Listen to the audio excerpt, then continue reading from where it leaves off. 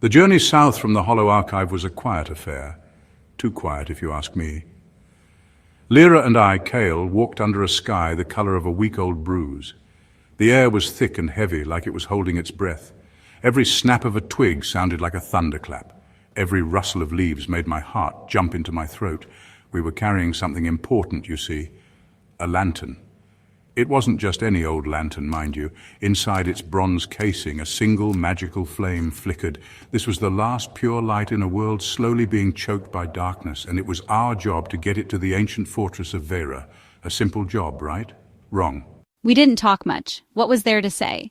Our mission was a desperate gamble, a last-ditch effort to push back the creeping rot that was poisoning the land.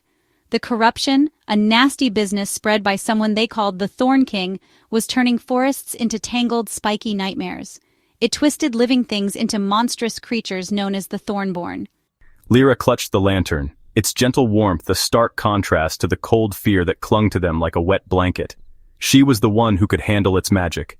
Kael was just the muscle, the guy with the sword who was supposed to keep the monsters away.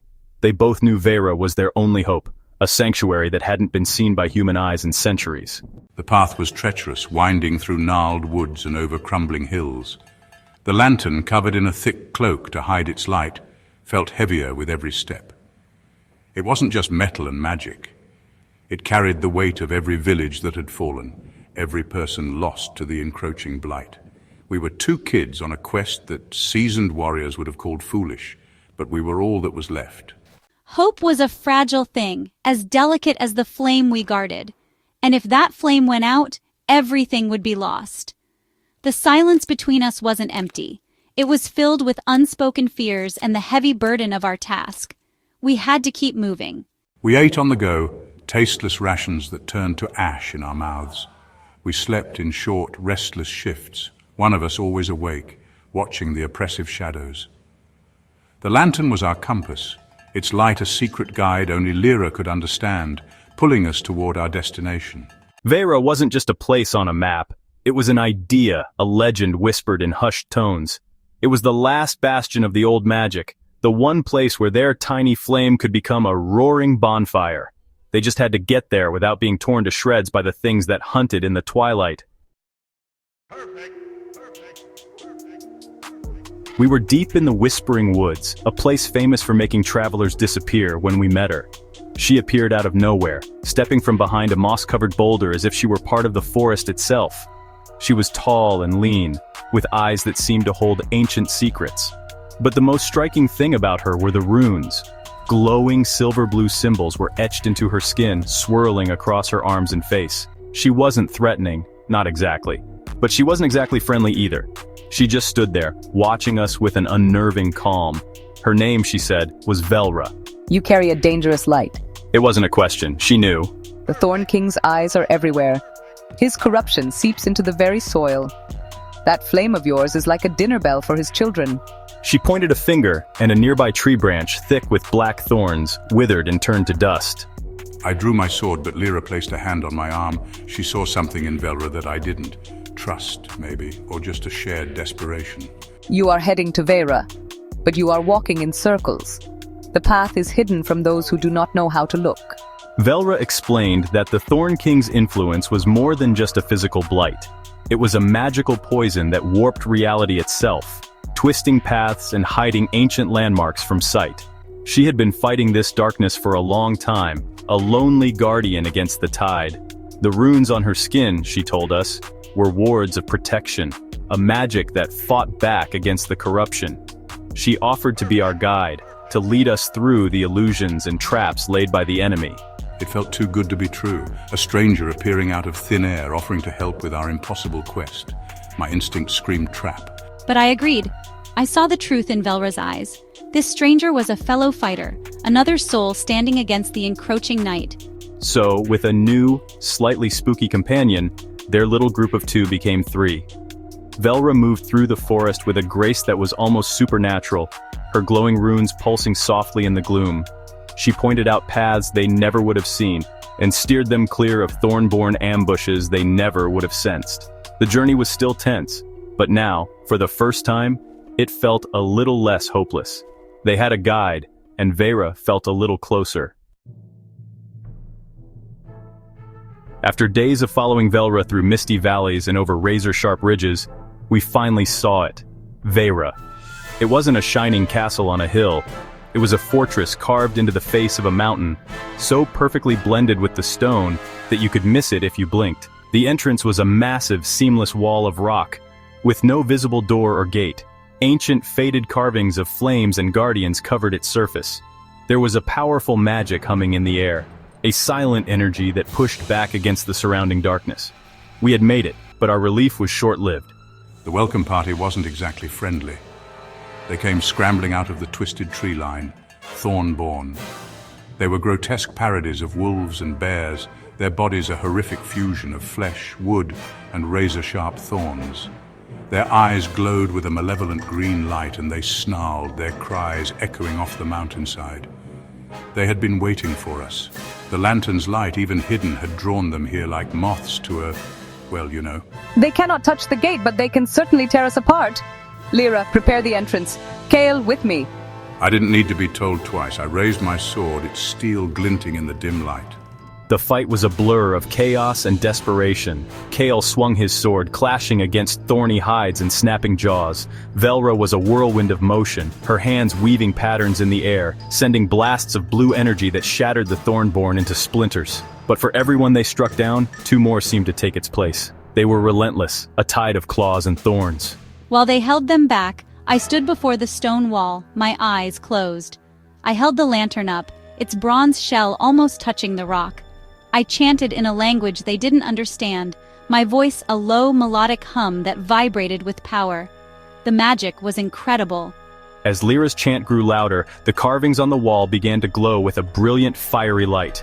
The lines of ancient runes lit up, tracing the outline of a massive gate that hadn't been there moments before. With a deep, grinding groan that shook the very ground they stood on, the stone wall began to slide open. A wave of warm, clean air washed over them, smelling of old stone and forgotten magic. Now! Veyra blasted the closest creatures back, and the three of them scrambled through the opening just as the stone gate rumbled shut, sealing them inside and leaving the snarling monsters behind in the gathering dark. The moment the gate sealed, the sounds of the battle vanished. We were plunged into a profound silence. We stood in a cavernous hall, so vast it felt like we were standing under a sky of stone. The air was cool and still, untouched by the world for centuries. Giant pillars, carved to look like ancient kings and queens, held up the ceiling. Faded tapestries depicting epic battles and celestial events adorned the walls. Dust motes danced in the single beam of light from our lantern, the only illumination in the immense darkness. It was beautiful and eerie, a ghost of a forgotten age, a tomb and a sanctuary all in one.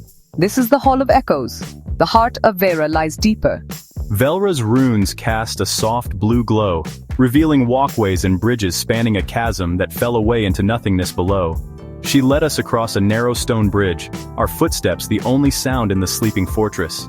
We walked past armories filled with silent, waiting weapons and libraries with scrolls that had turned to dust. It was a place of immense power, now dormant.